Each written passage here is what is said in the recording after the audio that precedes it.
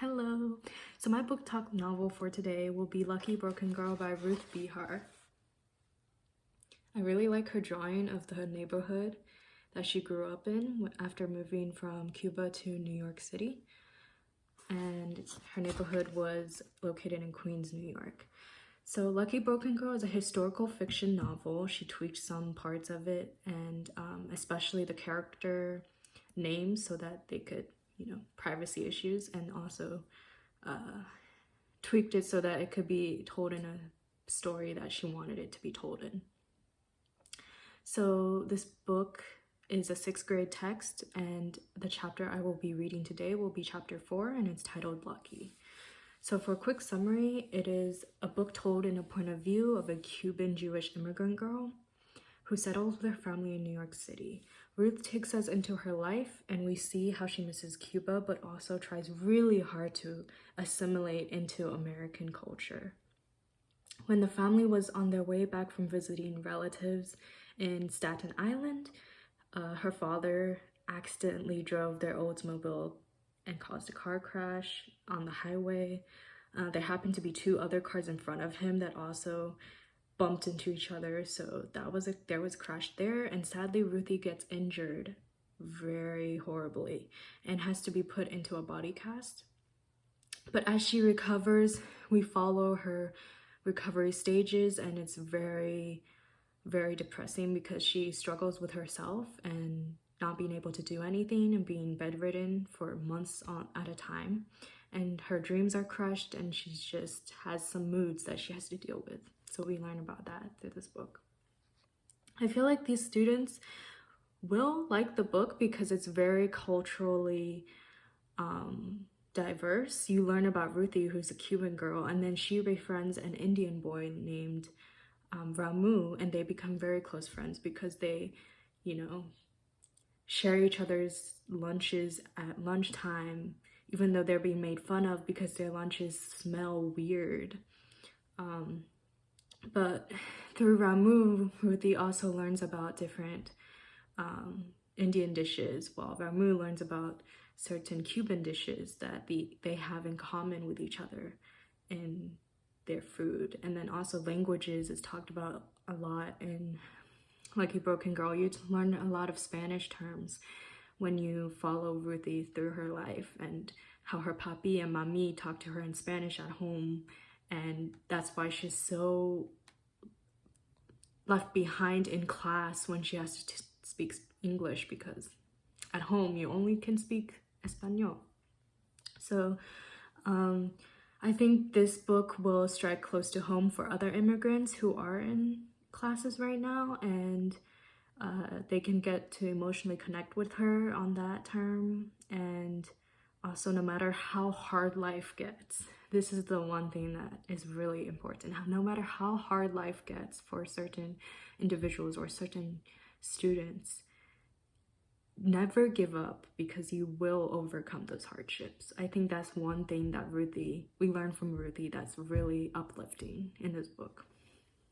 I think the main idea in this chapter in chapter 4 is that we learn that even though Ruthie did have to suffer pain from her injury to her legs, it is a miracle that she can still recover from her injury. Another patient in the same hospital that was in the same car crash as Ruthie will not ever walk again because she was paralyzed from waist down. We learn from the doctor in this chapter. And Ruthie is able to recover from a full body cast that she has to put on, and she does struggle with her mental health, but she does remain strong through it and overcomes this big hurdle in her life. We learn to not take things for granted, and this book emphasizes that yes, Ruth is a lucky girl, even though she was broken before, but she's lucky. So I'm going to read my chapter. It's titled Lucky.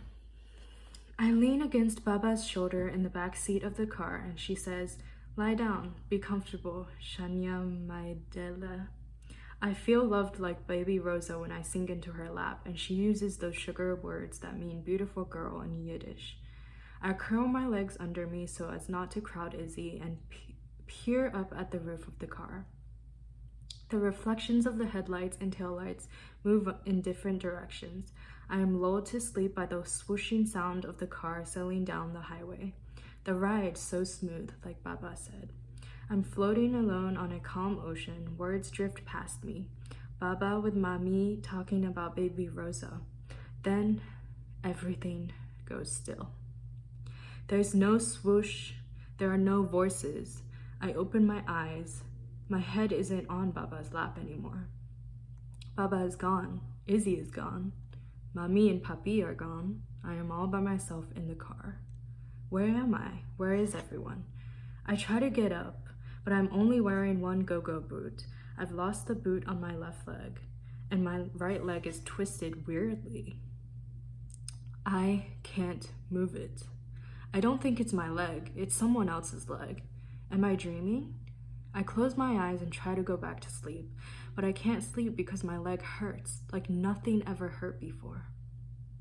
Out of the darkness, a man appears.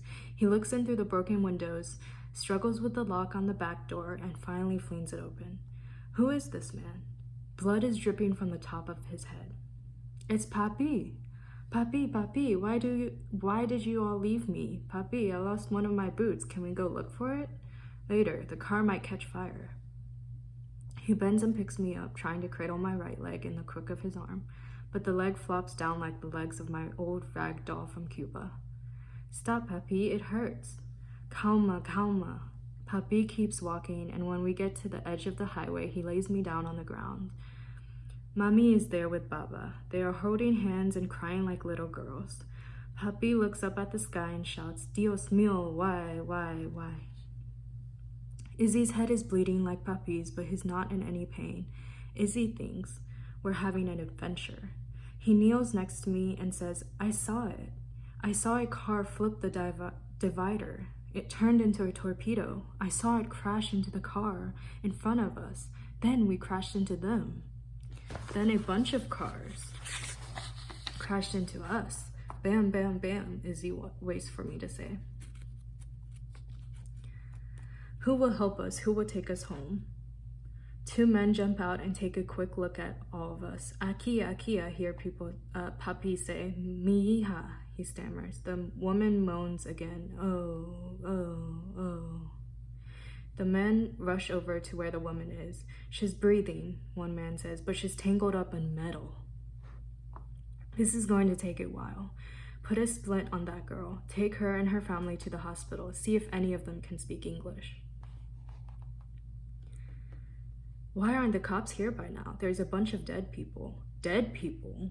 He comes over to me and bends down to look at my leg. He smells like a White Castle hamburger with shiny onions on top. Listen, kid, try not to move, okay?